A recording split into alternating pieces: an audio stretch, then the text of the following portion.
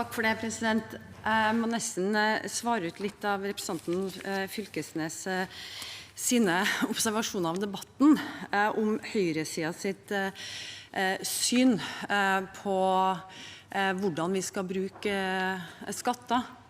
Fordi den grunnrentebeskatningen nå som foreslått innført etter såpass kort tid, etter at Stortinget vedtok produksjonsavgifter, det skaper stor usikkerhet og uforutsigbarhet. Og i Høyre så har vi sagt at vi går i dialog med næringen nå for å se på hvordan havbruksnæringen kan bidra mer, men uten at det skal ramme arbeidsplasser rundt i Distrikts-Norge. Vi ønsker å se på alternativer og en innretning som gjør at vi kan bevare arbeidsplasser langs kysten vår.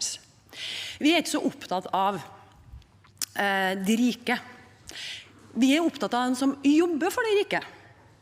Og det de små og mellomstore bedriftene våre langs kysten, ut i Distrikts-Norge, som avhengig av de investeringene som gjøres fra havbrukets side.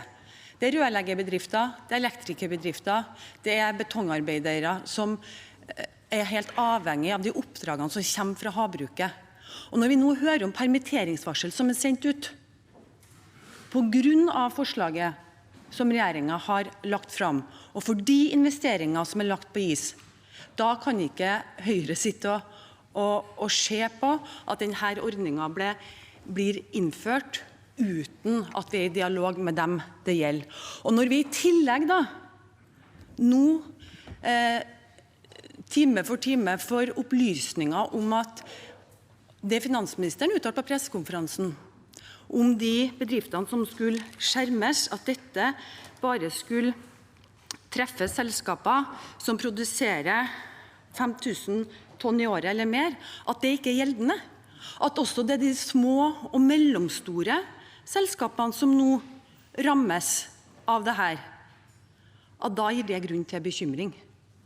Når man gjør så omfattende endringer av det norske skattesystemet, så kan ikke det være hastverksarbeid.